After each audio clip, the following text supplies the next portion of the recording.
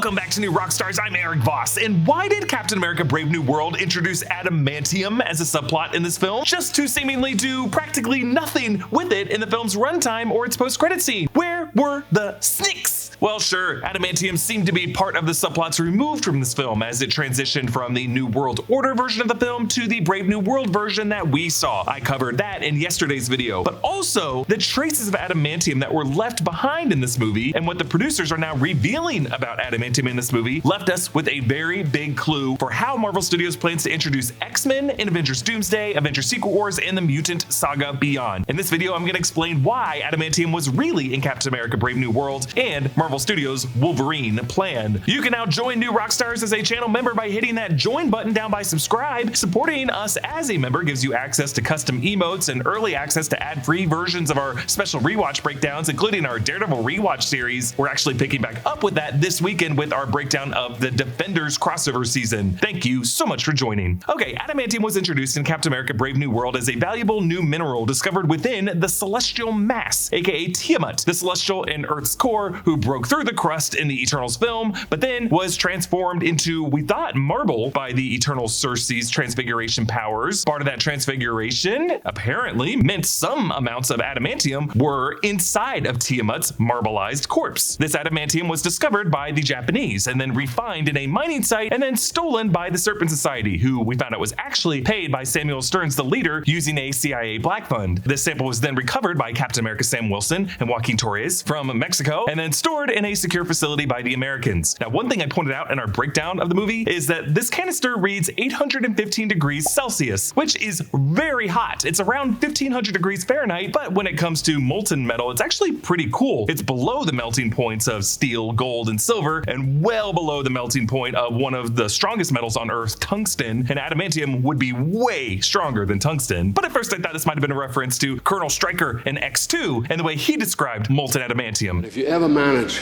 to process its raw liquid form, you got to keep it that way.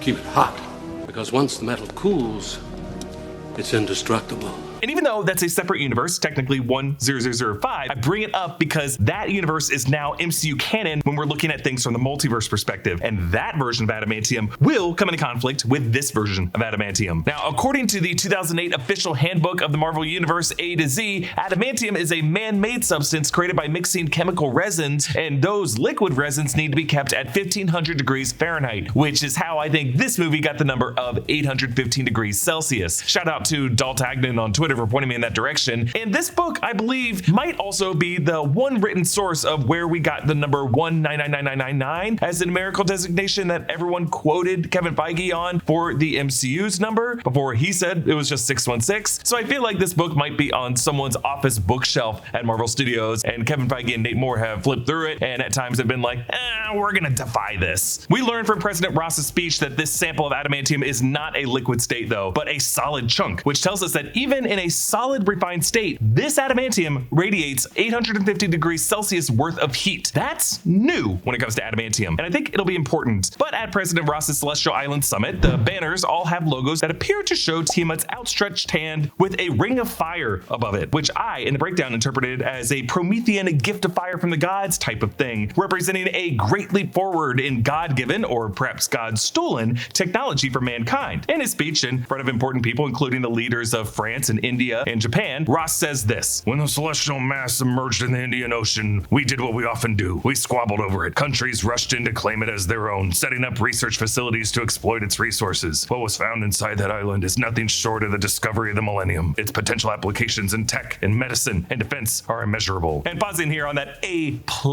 impersonation, the medicine image includes a scan of the human skeleton, which feels like a key Easter egg pointing to the way the Weapons Plus program grafts adamantium on the skeleton of the regenerative mutant James Logan Howlett, aka Wolverine. But then Ross turns and how gaining adamantium would give the US and Japan, France, and India an edge over Wakanda, but he doesn't explicitly name Wakanda in his speech. He says this: "It's even more indestructible than vibranium, and it's not controlled by a small isolationist nation. Ladies and gentlemen, I present to you adamantium. The first and only refined sample was stolen from the Japanese mining site, but happily it has been recovered and is being stored in a secure location." Woo, shots fired. To compare adamantium to Wakandan vibranium is interesting, and it continues what CIA Director Val was worried about in Black Panther Wakanda Forever, the Americans having a technological leg up against the Wakandans. The Wakandans' vibranium was also a gift from the heavens in the form of the meteorite that crashed into Wakanda in ancient times. Technically, this adamantium also came from the cosmos in the form initially of a celestial seed that became Tiamut, but didn't become adamantium until Cersei intervened with her transfiguration powers. But Ross ends with this. What we do next with this discovery will determine how history will judge us. If we ratify this treaty, we can produce enough adamantium to fairly and equitably distribute it around the world. No nation left behind. Ross's speech then gets cut off by Samuel Stearns playing Mr. Blue and triggering Isaiah Bradley and a handful of others to attack Ross and the other leaders. But on the president's animated presentation, we see lines arcing outward from Celestial Island in the Indian Ocean to other unseen spots around the world. But the first place we see getting hit is near Dubai in the UAE, which suggested to me that maybe part of this plan was to profit from some oil-rich nations and just disrupt the United States' relationship with OPEC. But as the movie goes on, we see how Samuel Stearns leaks CIA intelligence to the Japanese, suggesting that Ross intentionally recovered the adamantium and then refused to tell the Japanese where the secure location in America was that he stored it. This threatens the treaty and leads to an armed conflict between the American Navy and the Japanese forces above Celestial Island. And then after the Red Hulk incident and Ross's resignation and acceptance of his sentence on the raft, the Japanese approved the treaty, forming the Ross-Ozaki Accords. And then a Spectrum News anchor reports to us, worldwide talks continue in the arms race for the newly discovered element as we enter the brave new world of adamantium. And we see some B-roll of shiny chunks of adamantium in the shape of bullets, I would say, that seem to be separate from the one and only sample refined by the Japanese that President Ross had talked about before. Basically, it's getting widely distributed, and it is confirmed to be an element on the periodic table. And we learn from Nate Moore's Entertainment Weekly article that the blades Copperhead uses to slash Sam's vibranium suit were also made of adamantium. So that weaponization process of the metal has already begun. February is a month for love, but if what you love is taking a walk and getting some fresh air, February can be tough. There's a lot of cold, wet days that can keep you inside, unless you have a pair of Vessies. Whether you're going for a long walk with a loved one or taking your dog around the block, Vessies keep you from worrying about the weather so you can just be in the moment. You can just put on a pair of Vessies and go for a walk around your neighborhood without having to worry about your socks getting wet or anything. Lately, my go-to style has been the Weekend Chelsea, but they have a ton of options so you can find a style that's right for you. There's zero compromise with a pair of Vessies. They're the best looking sneakers that I own, and somehow the most functional ones too. Plus, they're so comfortable you can wander around as much as you want. Vessi turns rainy days from a reason for staying in into a reason for going out. Make every moment this February unforgettable with Vessi. Visit vessi.com/rockstars to get your comfy companion and get an automatic 15% off your first order at checkout. Now, this, we should note, is the only time in the movie that the phrase Brave New World is mentioned. Thematically, there are certainly parallels between the Aldous Huxley novel and this movie's thread of unchecked government overreach and the corrupt forces our elected leaders surrender control over to. But in the final version of this movie script, Brave New World was explicitly a reference to the Earth of the 616 MCU as brave and new after unlocking the secret of adamantium. Nate Moore was the executive producer of this movie, and he was from Marvel Studios' team of creative executives who oversee these projects as representatives of the studio's brain trust and broader narrative direction. Nate Moore did part ways with the studio after 14 years, shortly before this film's release, but he will return to produce Black Panther 3, and it sounds like he's on good terms with the studio, and he remains somewhat of an authority on Marvel Studios' general plan and why adamantium was put into this movie. Moore told Entertainment Weekly that when it came to X-Men in the MCU,